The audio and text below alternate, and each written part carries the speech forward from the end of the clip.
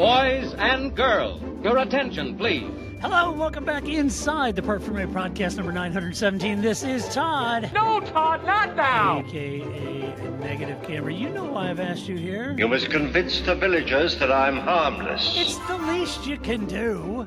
You know, I'm harmless to some, a dream to some, and a nightmare to others.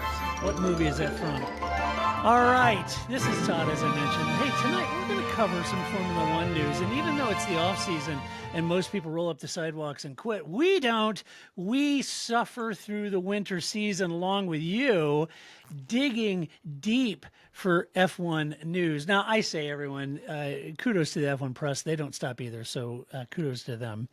And all chapeau, hat tip to them for continuing their quest of delivering you cutting-edge Formula One news, even in the off-season. And really, a season without Vroom anymore means there's just very little to talk about. But I have to introduce my guest tonight because you know her, you love her, all the way from the right coast of our nation's capital, nestled in our nation's capital, well, just outside, actually, just over the state line, if you will. That's right, you know her, the lovely, the redoubtable Grace. How you doing? Woo! I'm doing pretty good. Hey, I've got this. Yes, Grace McLaren. Obrigado.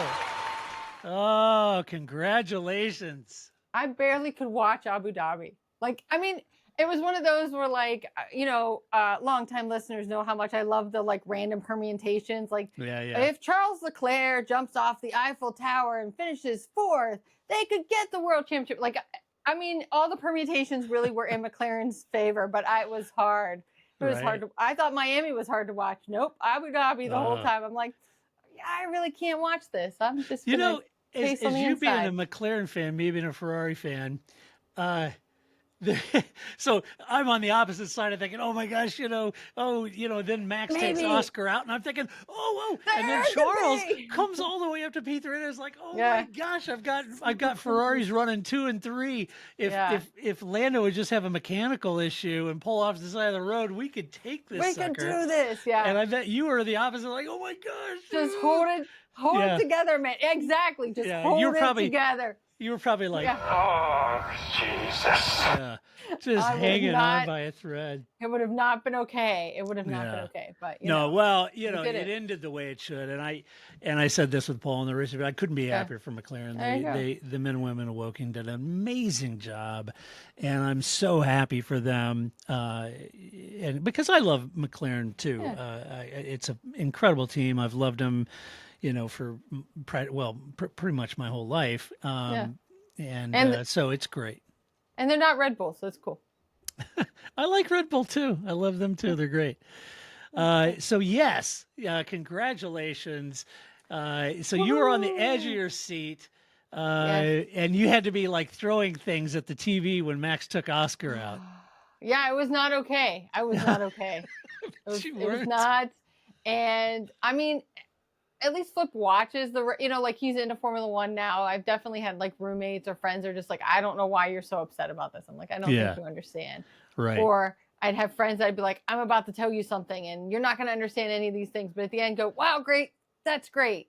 Just say that. Okay, cool. So, but yeah, I think if something had happened to Lando, it would have been like, like that would have been McLaren's luck for sure. But they did not. He did not. He made it, and we got the World Drivers' Cup. Although I know we're going to get to the prize-giving ceremony. Yeah. But why the Constructors' Champion trophy is like this big. I know. And yet it fits all the logos on it. I'm not sure I understand how that happens. Yeah, I don't know either. How does that happen? Is that like quantum physics, or what is that? I mean, because you can see like Lotus is way down at the base, and then you can see Mercedes up here, but there's only like 2 rows in between them. Like the Stanley Cup is ginormous, and they take rings off, right? Like, I don't understand how they fit all the unless they like it's like you just get like a squared or something afterwards, Yeah. Or like you get instead of like 4 logos, you just get 1, and they just put the number 4 next to it or something, I don't know. It Dave, just our seems wonderful weird. patron who's in the audience this evening, Yes. he says it's Eddie Everywhere sized. It is indeed. But I just was like, I don't It understand is. how both Lotus and Mercedes fit on the same trophy, and the trophy's only this big. I don't either. I feel like there's like a Next Generation episode where they're like bending time and space to make that happen. Something. And I think my favorite is still always the MotoGP Drivers' Championship trophy. They put like their own little piece in. I think more championships should do this, like where you just like hook your little piece in and then they just spot weld it later and done. Trophy. Yeah, they just slide it in the spot. Yeah. Then they do all the hard work afterwards. Yeah, right. But it's such a nice, and they put the little camera on the inside so you can see Jorge Martin, sliding his little piece in. It's nice. Nice touch. It is nice. It is a nice touch. Yeah. Yeah.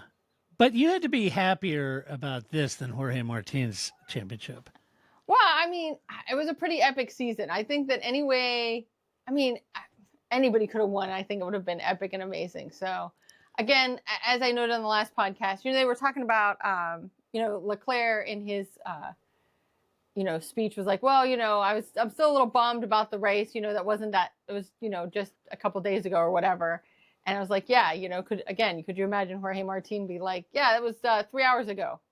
Pecco Bagnaia is sad, right? Like, I was 3 hours ago, and here we are at the prize giving ceremony. Right. At least they had some downtime in between. Well, they didn't have to fly to Rwanda. That takes some logistics.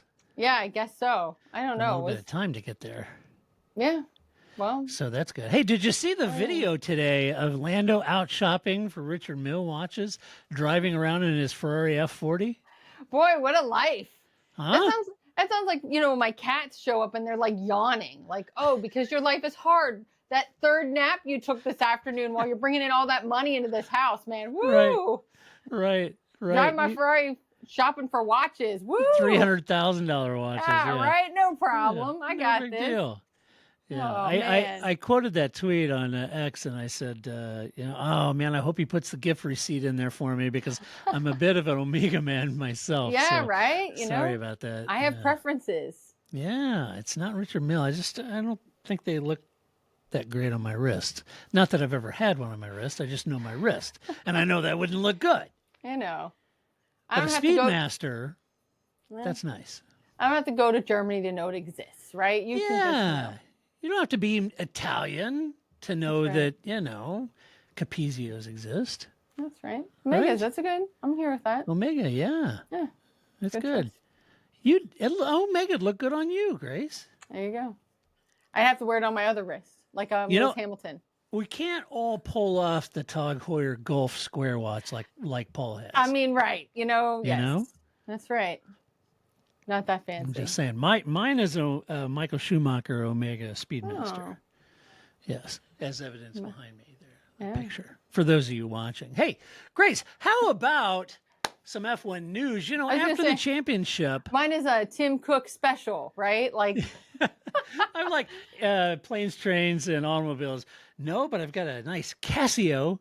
Yeah, right. That would. Oh, that's great with the little calculator on it. Yeah, that would be wonderful. That was the bomb back in the day. It was. That's a big deal. Kids these days, they don't know. They don't know how cool that watch was. They don't. No idea. So much so, math teachers had to be on the lookout for them. Yeah. Square root and all that. I know. Get to the show! This is the show! All we were writing is things that you could turn it upside down and they said funny things, right? Wait a minute. So where's the cosine button? Right there it is. Oh, my goodness. Yes, that is true. Hey, Grace. Yeah. After the championship is won, yes, to celebrate your team McLaren winning the 2024 Constructors Championship. That's right. The first time in 26 years. Where better than to go Rwanda? Don't go to Kinko's. That's what. Not Kinko's. You get caught again. Yeah, the take home here is don't go to Kinko's. It really wrecks you for like 26 years. Right. So just FYI, Zach, if you steal the Ferrari technical manual for 2025, don't use your own copy machine. Don't go to the Kinko's and copy it. Okay. That's right. That's not bad good. news. So anyway, so they jet off to Africa. to host. And, you know, they had this whole opening ceremony, which is super cool. These guys in drums and a lot of cultural dance stuff. It was very cool. Yeah. I enjoyed that. And then they proceeded after that to celebrate Rwanda, and then they proceeded to have like a 3-hour prize giving gala. Long. It was like, Yeah. after some of it, I was kind of like, I don't even know what they're talking about now.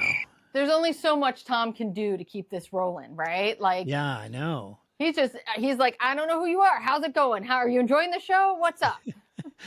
Right. Who are you? Oh, cool. Okay. Yeah. Cool. I got some random questions for you. We got to keep this show moving. Right. Yeah. It was. Although we were skipping around through it, you know, to see the highlights, and Jackie Ickx, I guess, gave the endurance championship, right? Yep. But anyway, he's talking and they're playing the music, and I'm like, you do not, like, it's Jackie Ickx. You do not music him off the stage. He can be there as long as he wants. Oh, you other fools will music you off the stage. You let that man speak. He can speak as long as he wants. He never even answered the guy's question. He just said, started his own. Yeah, that's right. It was great. It's like, hey, Jackie, blah, blah, blah, blah. Wait, here's the question. Jackie just looks at it, smiles. Is this thing on? Tap, tap. Yeah. Boom. He goes on this whole rant of his own. Racing, just general racing and being here. And it was he was unique. having his own thing. Yeah. I was just like, but you know, you just got to let it go. You just got to smile and nod and don't play the music.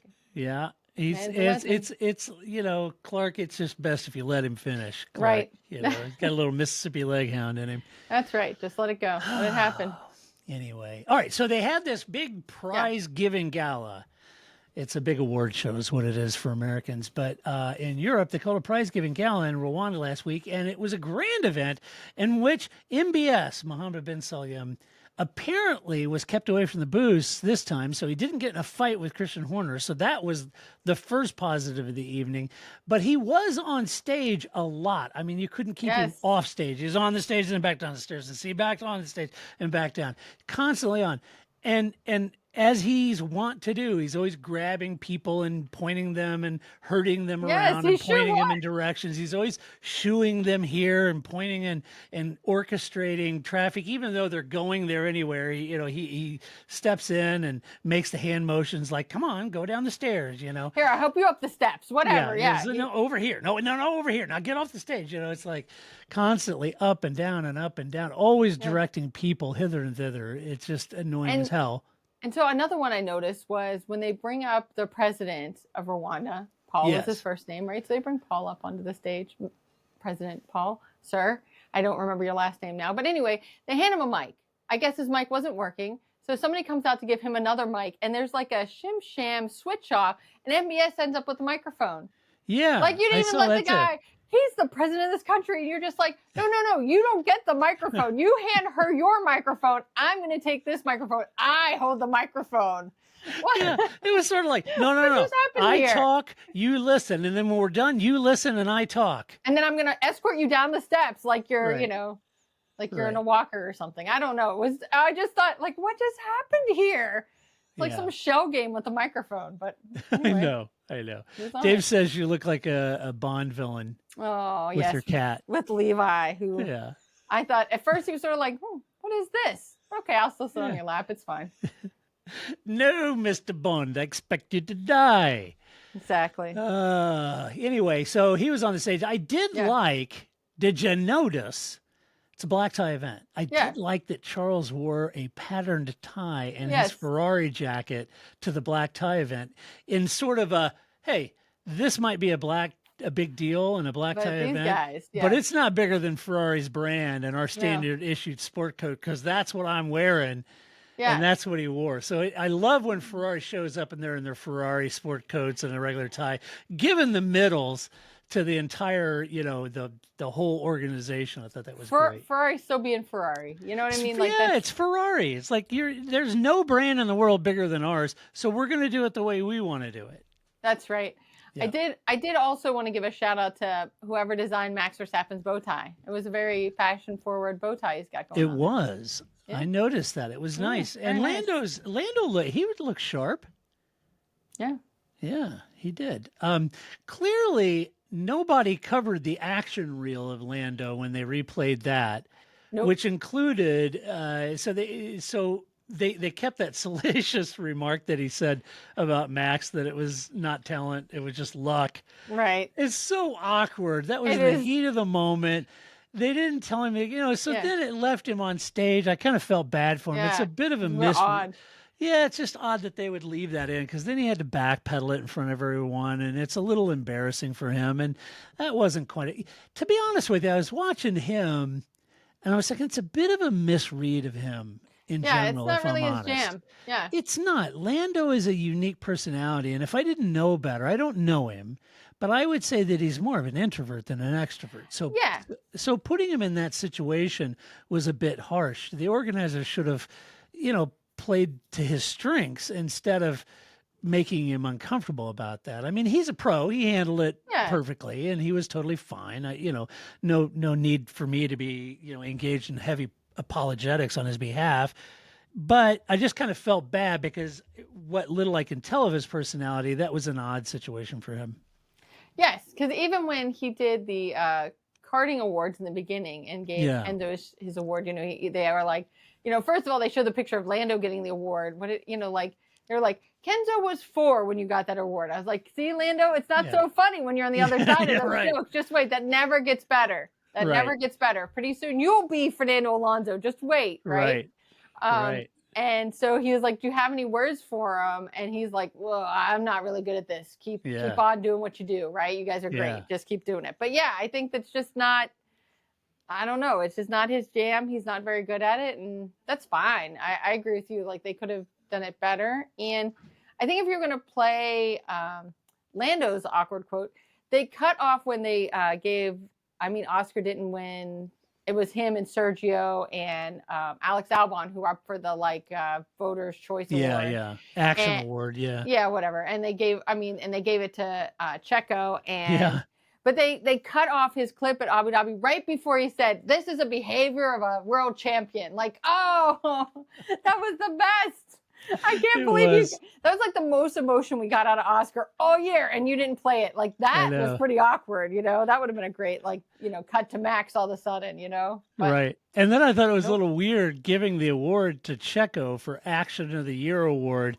And then he wasn't even there, and they had a recording of him, and I was waiting for him in the recording to say, "This is probably the last time you'll ever see me," And it was just so.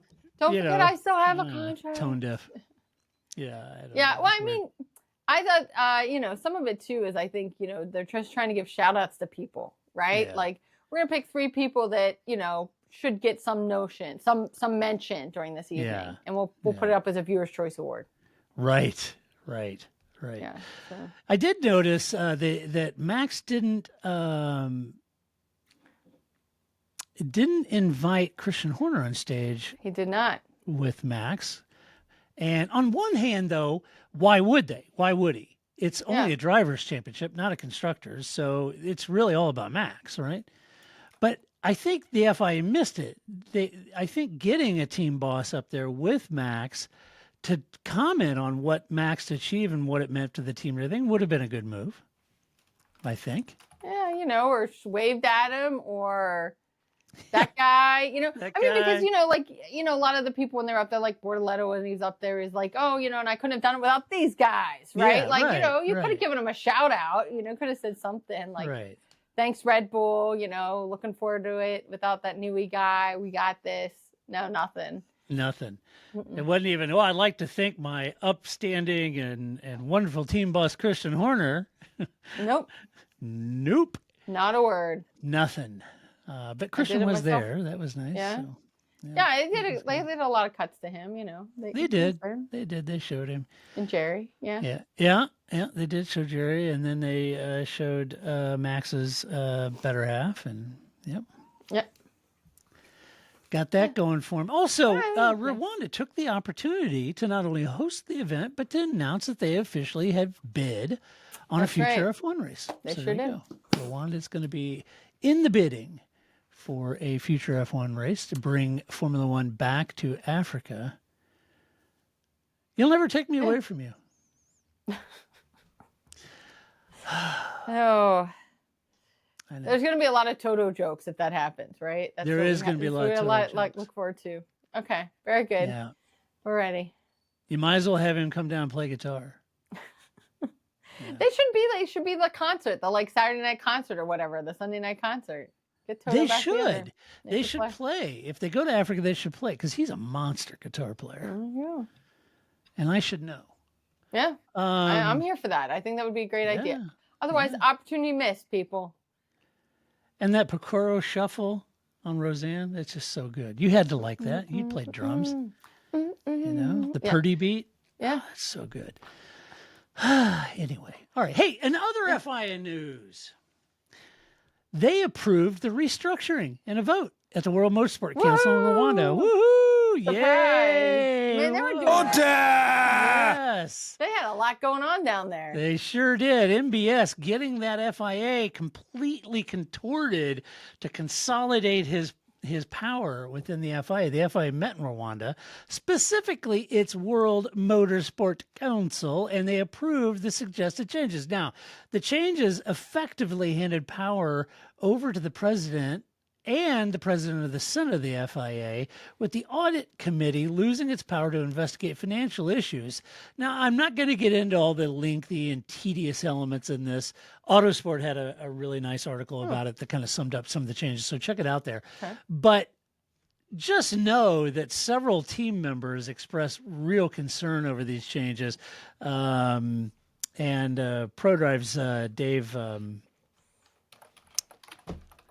flew right Dave Richards. Yeah, Dave Richards. Thank you. Good grief. He's the UK's representative in the World Motorsport Council. It's only because he was So the only reason why is because he was sitting right behind Christian and Jerry, right? And so at one point he's like in between their two heads, and I went, "Oh, look, it's Larry David."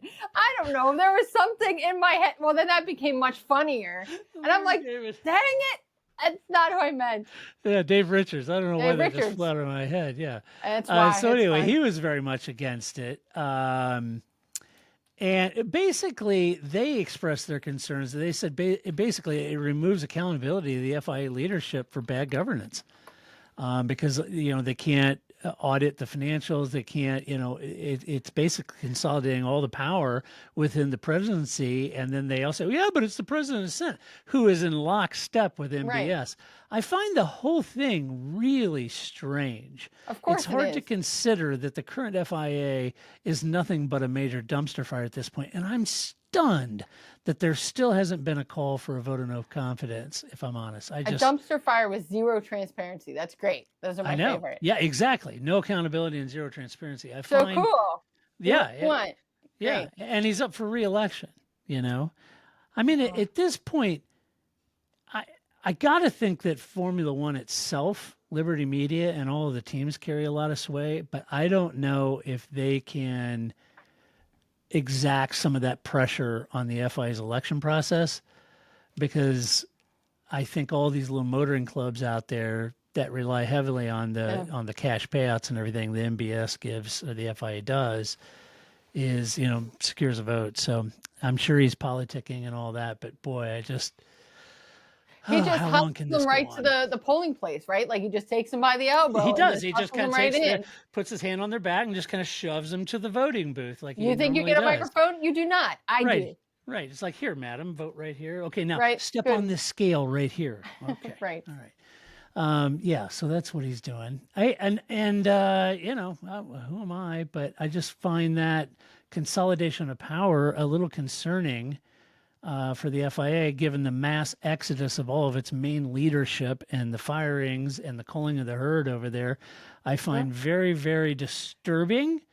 So I know Stefano Domenicali listens to this podcast. I'm going to tell you right up front, Stefano, do something about it, because a sport like Formula One shouldn't be governed by a three-ring circus and a runaway governance body like this one is. This is getting ridiculous. You could just escort him right off the stage. Yeah, I think somebody needs to come up and just Sure. escort him right Right. off the stage onto the scale and then into the cool down room. That's I think right. That would be perfect. That's right. for Have a him. nice day, sir. Have a nice day. Go back to where you came from. You were miscast for the play here. So that's my. Oh, and speaking of other FIA, you asked for miracles. I give you the FIA. Ho, ho, ho.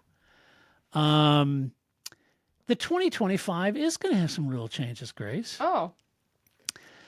Do you recall the Qatar race from 2023 when many of the drivers would get out and seeing double and Oh, yeah. I was going to say, I barely remember Abu Dhabi, and that was 2 weeks ago, right? Like, do I remember Qatar 2023? Do I remember Qatar 2024? I don't know. I know. You are the same. It's like we consume the races, we love it, and we talk about the races. Yeah. But once we do the podcast, I've done all the notes and everything. It's just like purged. It's just like, when you work on a part of a project, like my part was done, I moved on. I don't know where it is. And like, I don't care what its due date is. It's not on my desk anymore. I met my deadlines. It's somewhere else now. I don't know. Right. I know. It's gone. It shows that you and I are used to doing a lot of multitasking. And it's I mean, there's ones that stick out, like Monaco with Leclerc, and there's certain ones that you'll remember, but really, I don't know. That's never been my strength. I know. I don't know. It's I don't know how people remember that kind of stuff, but I don't know. But yes, it was hot. It was hot. It's hot. That happens in Singapore. It's hot. Yeah. It was hot. Right. Okay. And the FIA focused on driver cooling systems. Okay. And it looks like in 2025, that's going to be put into place. So if the temp is over 30.5 C, now for those of us that are using the old money system, that's 87 degrees Fahrenheit. I just always remember anything over 30 is hot. Like if you're if you go to a race and you're like, I don't know what, 30 hot. Yeah. Anything higher than that, it's too hot. You don't need to know. You don't need to know that, 30.5 is 87. Just 30 is hot. Right. T-shirt and shorts. Although I'll tell you, 87 degrees Fahrenheit, that's an average summer day with about 80% humidity at where I live. I mean, that's normal. The humidity is the killer. It is the killer. It's like 180% humidity here. It's terrible. It is. The humidity is brutal, but 87 degrees Fahrenheit, that's... Well... No, but you're not in Nomax with a helmet, with gloves, in a hot car, and blah blah blah. So or sitting in the sands in the blazing sun with no shade. Yes, yeah, right. Exactly. Like, sun bearing down on you, as opposed to you like walking through the lovely forest and there's shade and it's nice. Yeah. Because there'd be a heat index for sure, which would be much higher than 87 degrees. The Fahrenheit. Feels like temperature, if you will, Todd, is at least 170. Everybody needs to grow up. It's called wind chill and heat index. The feels like. I'm done with the feels, folks. 80 degrees. So they're going to put a cooling system. So the system was originally going to be a simplified AC unit, an air conditioning unit. Okay. So I was thinking, get in there. No, but here's the good thing, since it's not a two-seater, I wouldn't have to sit with my wife and fight over the control of the temperature. She's got too hot and I want it colder or whatever. See, we're the opposite. I'm like, Flip is always trying to turn the heat up. I'm like, what are you doing? Oh, yeah. We're going to die. No, yeah. No. Yeah. But they were going to do that. But now it seems that the teams have come up with something different. That's not an AC unit. It's something else. The article didn't go into detail, but the FIA is going to allow a car weight increase for those particular weekends that are classified as a heat event to be increased by 5 kilograms to allow for this new system to cool the drivers. So that's good. Okay. Keeping the drivers cool so they aren't hallucinating when they get out of the car. No, that seems like a bad idea. Just in general. None of us should get out of something and be hallucinating. That's never what you're going for. I know. You shouldn't be driving at 200 miles an hour when you're experiencing those things. No, that's right. That's right. Yeah, that's not good. That's not. We don't. That's not. I'm interested though in what I like the idea of that we told them to put in an AC, but this is Formula One. So of course it's probably like carbon fiber and super extra and has little fiddly wingy bits on it and it's super Because just like an AC box, like, you put in your window unit, that's not going to cut it. This is Formula One, like. Wouldn't you love to know how much this system will cost? This system will probably cost $125,000. Who's going to go over their cost cap because of this air conditioner system, right? Like, yeah. Yeah, sure. no an F1, it'll be 125,000 pounds to do. Yeah. It'll be 5 kilograms on the money. Yes. And then they'll try to figure out how to make it an effective aero part of the aero, or they'll figure out a way to make the weight shiftable ballast, or the fun they'll have with this thing will breed more directives and clarifications. I'm sure. This is a whole oh my God, there's so much they can do. Maybe Williams, because they forgot to take the thing out of Alex Albon's car at whatever race that was. Yeah. Maybe they have a leg up. Right? Like we started working on a cooling system. We were just ahead of the game. Right. And then they'll have it in there, and they'll have some of the cooling going to the driver, but they'll also have some cooling going right down to the radiators. Imagine that, it's just accidentally, there's just a vent out the back of it. What? Yeah, right? Like, it's overflow. I don't know how you wanted me to design this otherwise. Right. It just happened. Right. Accident.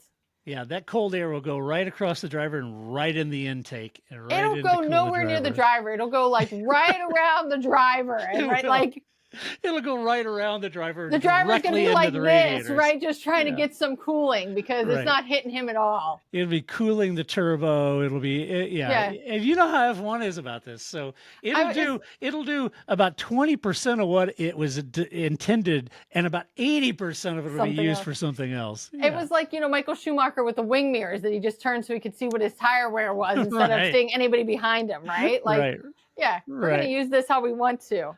Right. So another change is they're going to change the gap of the DRS system. Now, the minimum gap has shrunk from 10 to 15 millimeters to 9.4 to 13 millimeters.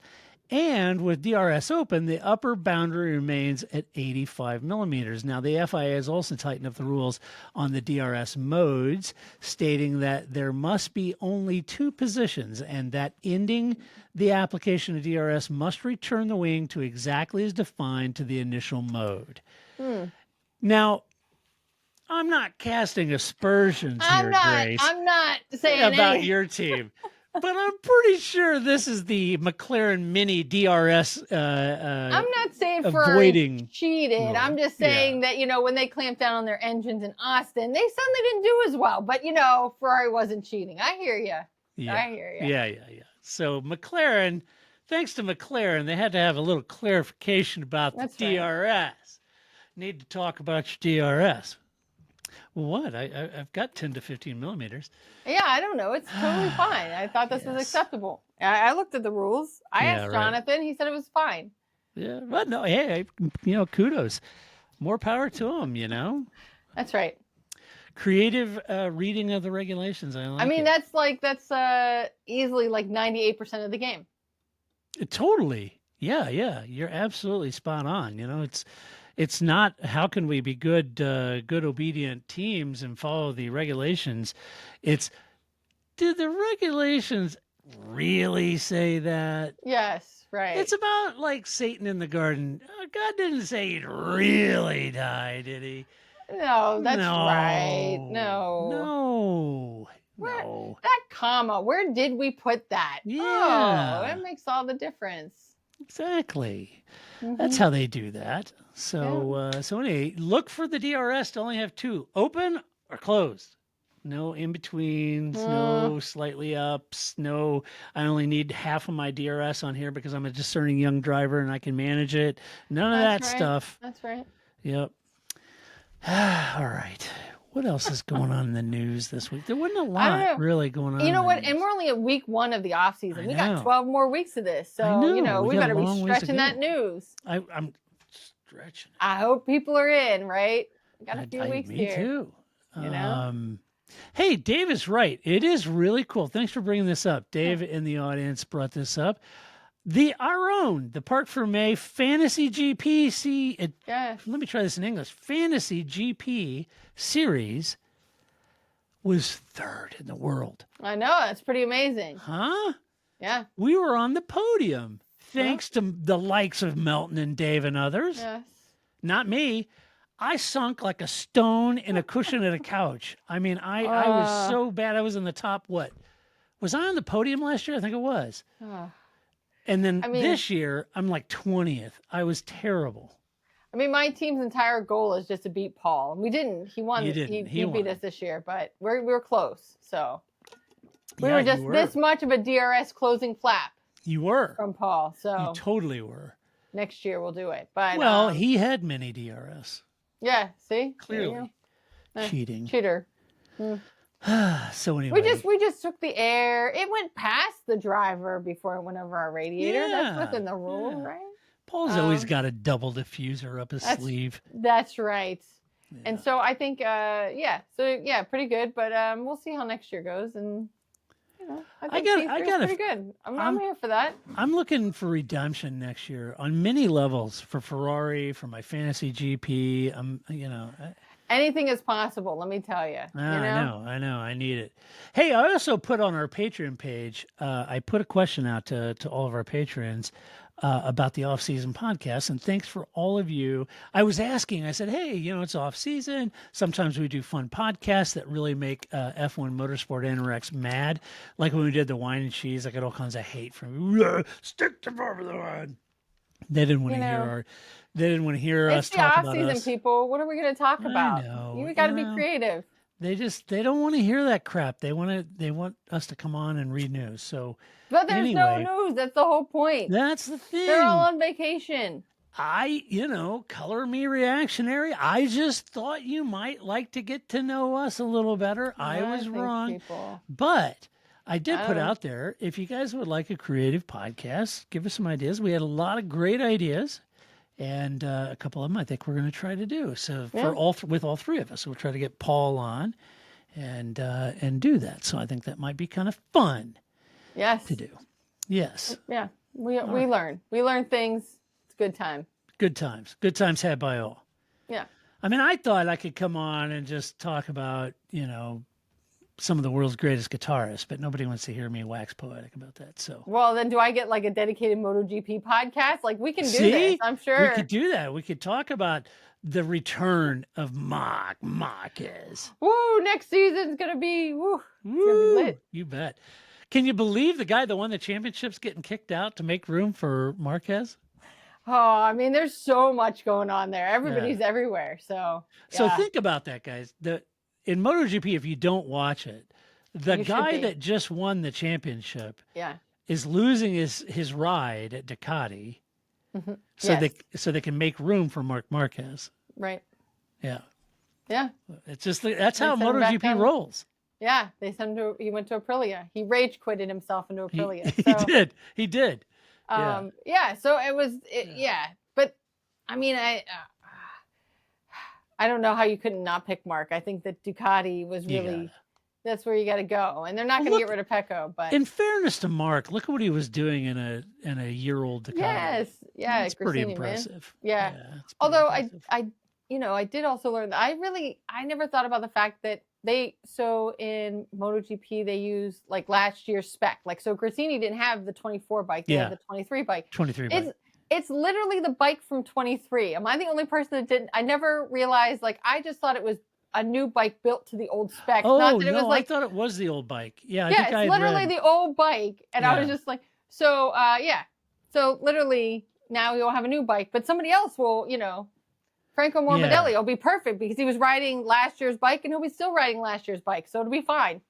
I think maybe Dave schooled me on that because I wasn't sure either, and I think maybe he told me. At Moto Matters, Yeah, very well. He's an expert, so I just thought, what an idea. I just thought, you just don't get the new specs, you get the old spec. No, it's literally the old bike. Right. Good job. Right. Hey, Grace, what'd you think of that new Ferrari SUV? Ugh. Ferrari should not have an SUV. I don't know. Can you I don't think Porsche should have an pronounce SUV either. I can't pronounce it. No, it's going to be Papua New Guinea. I don't know what it is.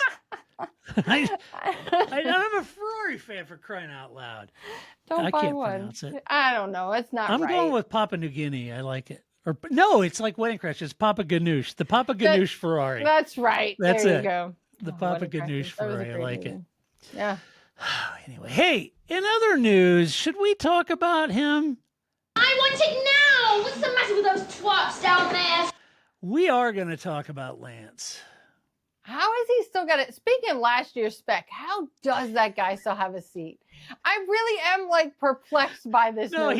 he's not a new version of Lance with freshly cut hair. This is literally the Lance from last year. Oh that my they moved gosh. in. Yes. So here's here's my problem. I'm trying to be sympathetic, compassionate, and realistic about this, but team boss Mike Crack, Autosport quoted him today as saying this quote. He's talking about the difference between Lance and Fernando. And Mike Crack said this, quote, I think that in general, there's not that much difference between the two, end quote. Now, how, like, I would have to, if somebody said to me, okay, we're going to ask you a question comparing those two. Yeah. How are you going to answer it in general? Well, here's the thing. The quote in general, end quote part is where all of the nuance in this statement exists. In general, they're the same. Yeah. The reality is they're both in midfield cars and finishing off the podium. That's about where the in general ends. Really. That's right. You know, Lance isn't a two-time champion. He can't do things in a car that most people can't imagine doing like Fernando does. And his points count this year compared to Fernando's is barely mentionable. Yeah. Now, this is one of the better, in my mind, honestly, this is one of the best examples of the Emperor's new clothes, if you ask me. I mean, either Crack is smoking it or he's desperate to keep his job. And either way, it leads to silly comments like this. It's great. Lance is a good driver, don't get me wrong. And while scoring the same points as Alonso this year may not have made a difference in the constructor's title, he's nowhere near on par with Fernando in any meaningful way. Yeah. And I honestly, Grace, and I don't mean this flippantly, but I think the team does a disservice not only to itself, but to Lance by saying things like this to the media. It's not fair to Lance, if I'm honest. I guess not, but I also think that Lance shouldn't be at the team, so I can't imagine what did Fernando say when he heard this. I just feel like if I was Fernando Alonso, I'd be like, I don't know, Mike. In general, I would just say that all the time, right? Well, like, here's what he said. Yeah. That's in general, I just pushed all the buttons, hoping that one of them would fix this car, right? Like, yeah. I just, in general, they're the same. But why would you say that about Lance? I mean, anybody that can fog a mirror is like, okay, guys, look. Let's not make something out of this that is just patently obvious. Fernando is rated still to this day as one of the best drivers on that grid. If he was in one of the best cars, he would be giving everyone all they ever wanted in that car. If he was in the best car and was on top of the balance and drivability and everything, is Max, is Lando, and everything, and Lewis, I mean, they'd see Fernando everywhere. I mean, he is a two-time world champion. He's a phenomenal driver, still is. And for all of us out here listening to this, we're like, okay, really? Come on, man. That's not a thing. That's not a thing. And why would you do that to Lance? Because he's got to do what he can. He's got to keep, Lance's dad happy. But I wonder what question... because, this is just a quote. It's not like Mike just walked up to a microphone and was like, well, I think that in general, that, somebody asked him a question. Like, I'd like to see the larger transcript of this interaction to see how we got to this. Because to me, this is something he's really had to kind of think about. Like, how do I phrase this in a way that doesn't make Alonso mad, that doesn't make, Lance and Lawrence mad, that I can keep the peace and not be completely ridiculous in the same time by people going, really, in general, was the best he could come up with. I was pretty impressed. I would have just been like, I don't know, man.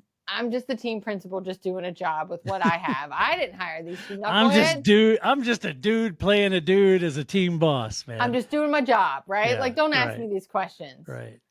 I don't know. I get it. It's his son. He owns a team. It's his way or the highway. And by God, I've spent a lot on my son's racing career and blah, blah, blah. And I get all that, but that's Emperor's new clothes. I mean, come on, man. It just, I could say to my oldest daughter, I spent a lot of money invested in your future and going to college and all this stuff, and you aren't a rocket scientist, okay, maybe that's not her thing, Yeah. And I'm okay, whatever she wants to do, Yeah, I just think I don't understand how anybody's happy in this situation. I don't either. You're killing your team. You're killing your team. And to be honest with you, I'm concerned on Lance's behalf. I think he's a really good driver, but I feel like it's putting him in an untenable position, This isn't for him. There's a lot of stress on Lance, and he would deny it until he's blue. But I have to know just by watching Drive Survive that there's a lot of pressure on him to please his dad out of this, and I don't know. Not to get metaphysical about it, but I just feel bad about the whole situation. I think that, like you were saying, right? Like we all feel that to our parents, right? That there's some sacrifice that every parent has made, for you as a child to be where you are. And as you become more of an adult, you're like, gosh, my parents did all this stuff for me that I didn't appreciate when I was a kid. Yeah. It just isn't a good situation for anybody, right? No. Like, and I don't know. He has to be happier somewhere else, but it's also Formula One, and who's going to walk away from that if you're not made to walk away from that? So yeah, right. No, that's true. All right. Oh, Lancey. I don't know. Lancey boy. I don't know either. I don't. It's just a different category, if I'm honest. I guess it's just, this year it's going to be a carton of smokes and a better year at the Stroll house. Hey, smoke up, Johnny! Yep. Well, he has managed to not alienate Fernando Alonso. Usually it only takes like 4 races before Fernando is totally turned off by his teammate. He has managed that, right? Yeah, he has teammates done that. And they're still mates. Yeah. So you got that going for you, Lance. Yeah. So you've got that going for you, I guess. Most of the time, he was all on Ocon, and then he always not on Ocon, right? Yeah, he was. Mm-hmm. Yeah, that's true. Yeah, so, All right. maybe this works out well for Fernando, right? Yeah, maybe. It might. There's some risk there if you bring in somebody else, right? Yeah, isn't there, though? Oh no, it all went wrong. Yes. Yeah, it all went wrong. That's right. In general. Maybe he could team up with Checo or something. Yeah, I don't know. In general, Paul, Charsley, and I were the same kind of driver. It's fine. In general, Lance and Checo, of course, I don't know. Still no news on the Checo, but I think I know where Helmet's going. Goodbye, good luck, and good riddance. For sure. Yep. For sure. There's no way Checo.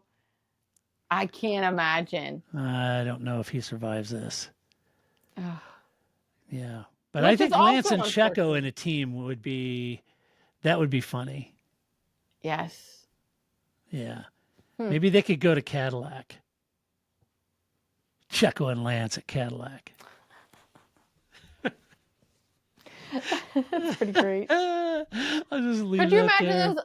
those unboxed videos of the two of them together? Oh, man. Yeah, that would be funny. There's a lot to carry there, Checo. Checo in a sombrero. Oh. Lance in a sombrero. That'd be funny. Huh? That would be something. Okay. Should we do some Alvin's Cats? Yeah, let's do it. Okay, we can do that. I used to have some music for that. Now I don't have any idea. The music disappeared on me. I don't know why. So I'll pick this music. Who knows? All right, let's do some Alvin's Cats. What do you got for us, Grace? All right. So first, I just wanted something, we had 3 races in a row, and that's rough. Once again, I don't leave my house, but I don't enjoy 3 races in a row. So I don't know how people who leave their house deal with this, but it's a lot, and I wish they'd stop. 2 in a row is enough. 3 in a row, I need a life. So I know Paul. It's asking a lot of Paul to do 3 races in a row, and he's kind of like ready to give me the middles. He's done. Yeah. So Although his like phoned in race review is still better than my like well-researched race review. So right. you Mine know, he's too. just like, well, whatever. He's just talking about things. So anyway, so you may remember at Abu Dhabi, going into Abu Dhabi, there's a little bit of a back and forth between Max and George, right? That There was more than that. You know what it was? Controversy. Yes. Oh, it was a little bit of a controversy between Max and George, right? Yes. So, this was quite the thing going into the race. And I enjoyed that because I love this sort of like, because of course there's like some controversy, but we have to make it like this much controversy. And so it was pretty heated, but of course it was made to be more heated than it was, perhaps. Sure it was. And it's George and Max. Would you think of two drivers that are more opposite personalities? Not really, right? So it was there was some joy in the fact that it's George and Max of all people that are, having this controversy with each other. Right.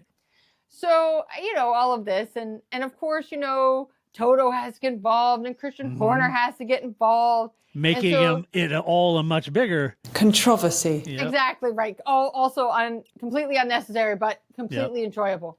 So Toto Wolff calls Christian Horner a yappy little terrier, right? Yep. So then in the Thursday pre-race media thing with Tom, where he interviews the team principals, and Christian Horner is trying to pretend that didn't hurt his feelings or that it didn't bother him.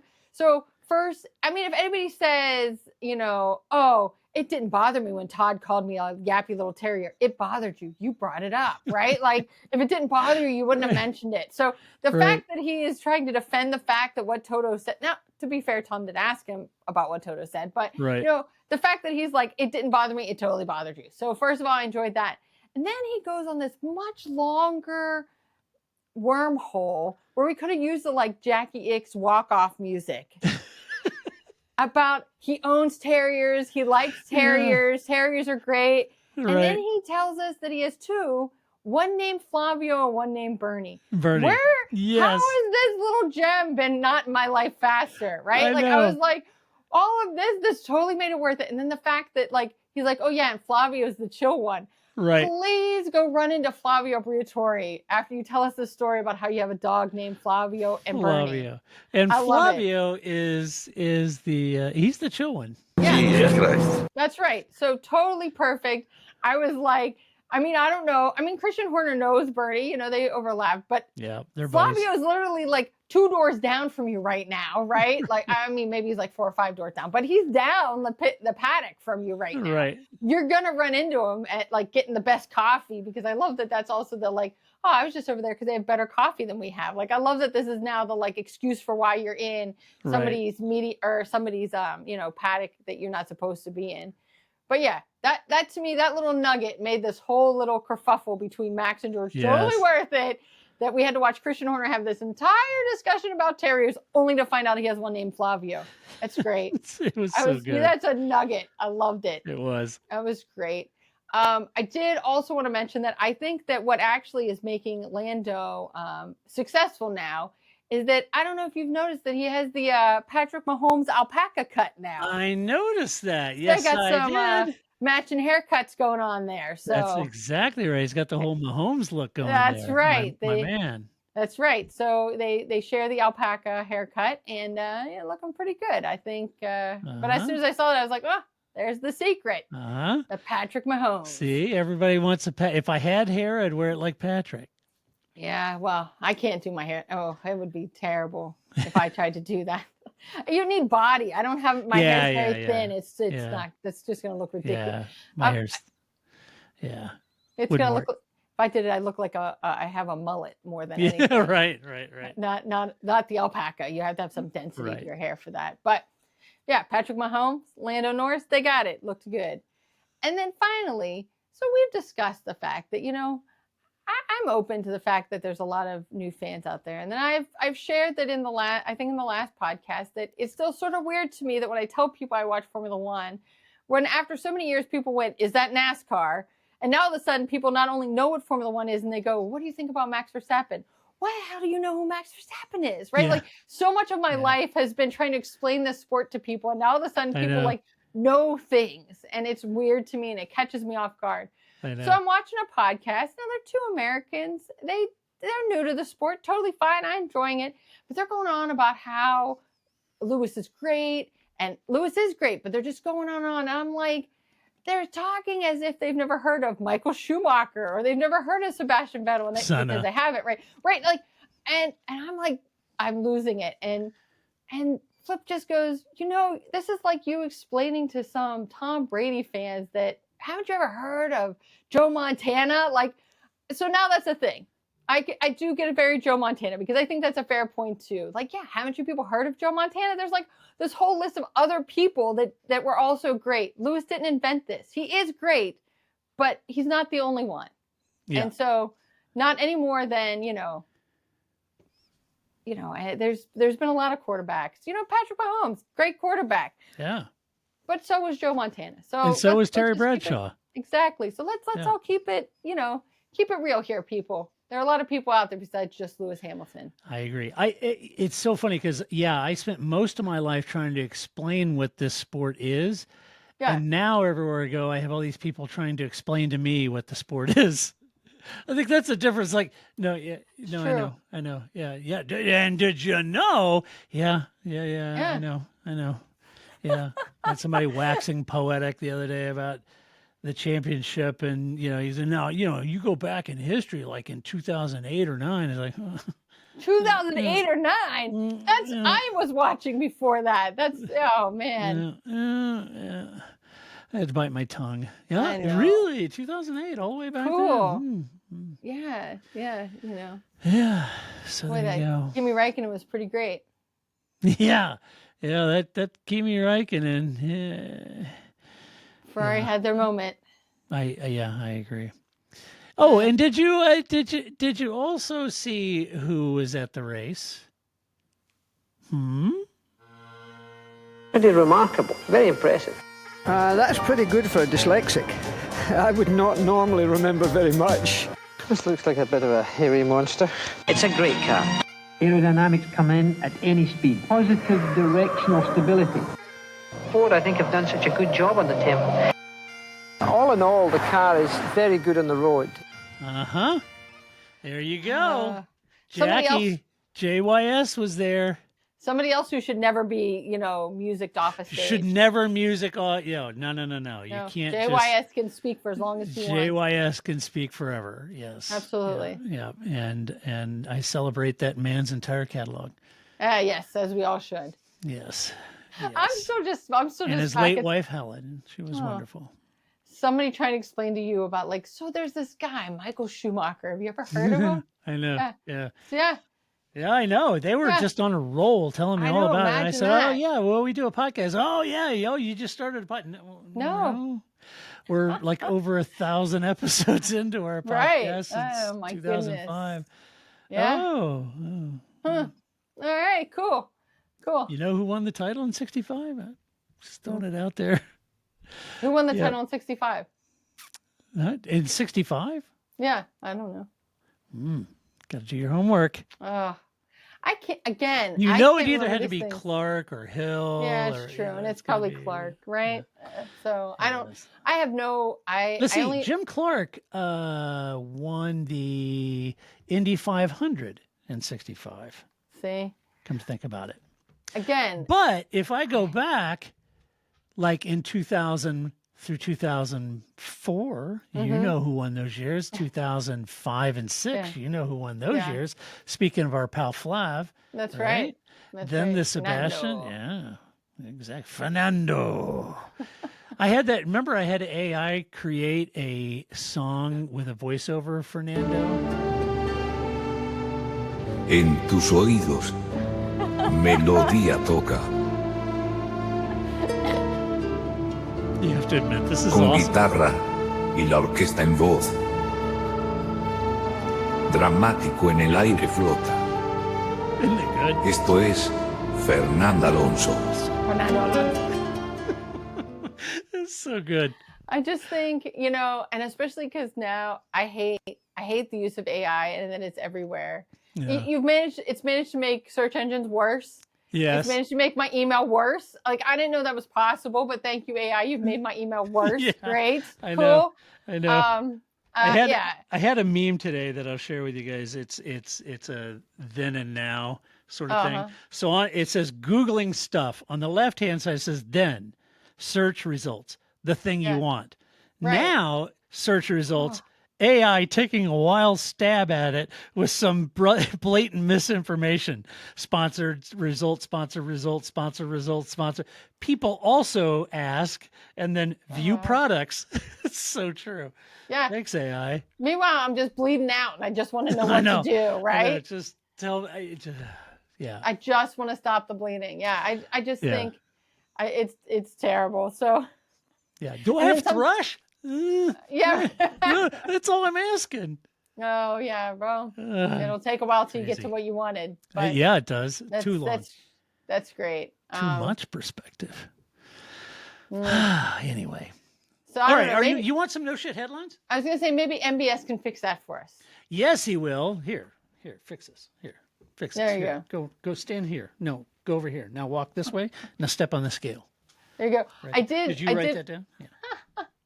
You don't get a microphone. I also did see there's a meme where it's Hal, but Hal's answers are what you would get from asking something like Siri. So he said, it's like, Hal, close the bay doors.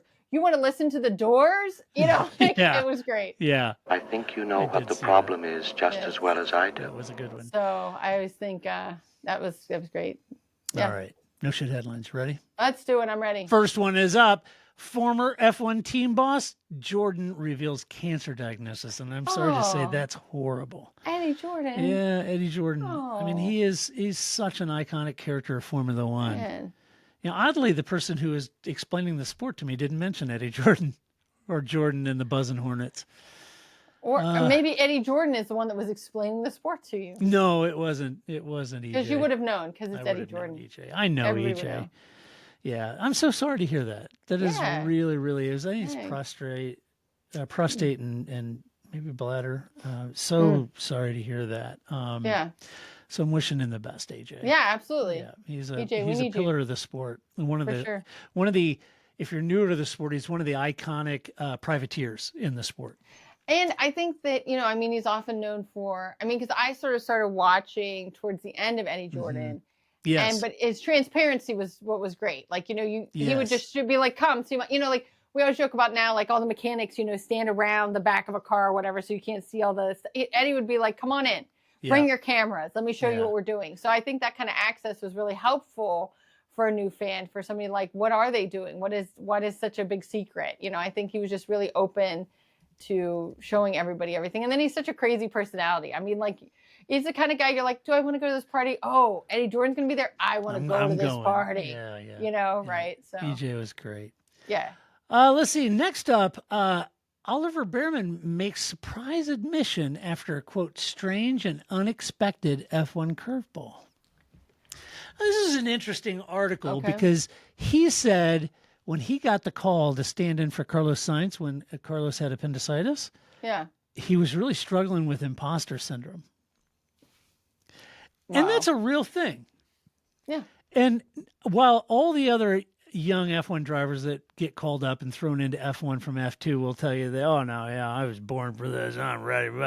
Yeah. I appreciate all their confidence, but deep down inside, they're all feeling a little bit of imposter syndrome, thinking, I don't know how you couldn't be, do right? Do I have what it takes to go up against Fernando, Lewis, Max, Lando, Charles? Do I have that? And in a way that the rest of his career hangs on that, in a way that neither you are. I think every human faces that sort of imposter syndrome, and to what degree. But, I feel that it doesn't affect the rest of my career. Nobody's going to be like, most people are going to be like, oh, yeah, I feel that way too, right? Like, can you believe that we got to this point? But, so much of his life is on his shoulders based on how he does those 3 races. So, So, kudos to him for being honest about that. That's not something easy to admit. He did wear tennis shoes to the prize-giving ceremony. Yes, and you got to like that. I don't know. Everybody else was wearing dress shoes. He wasn't even wearing like cool sneakers. He was just wearing some white sneakers. That's young man. I have to wear hard shoes. Oh my gosh. I don't know. I don't like the hard shoes, Mom. They make my feet hurt.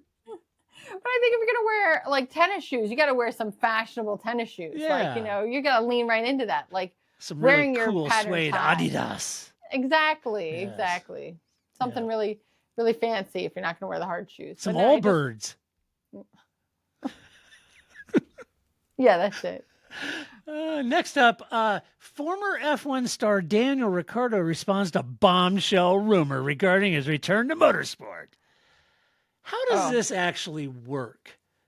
The press is starting to write that, these rumors that he could be joining Cadillac F1 as a shock return to F1.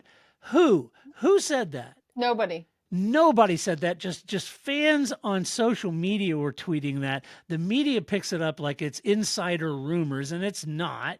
It's just some people. And it's just fans bloviating online is all it is. Oh, shock rumors. Rumors from who? Right. Fans saying it on social media is not rumor. Those are just people talking out of their ass. Yeah. That's not a rumor. That's just people, hey, wouldn't it be great if D-Rick went to F1? And Cadillac? No. Come on, man.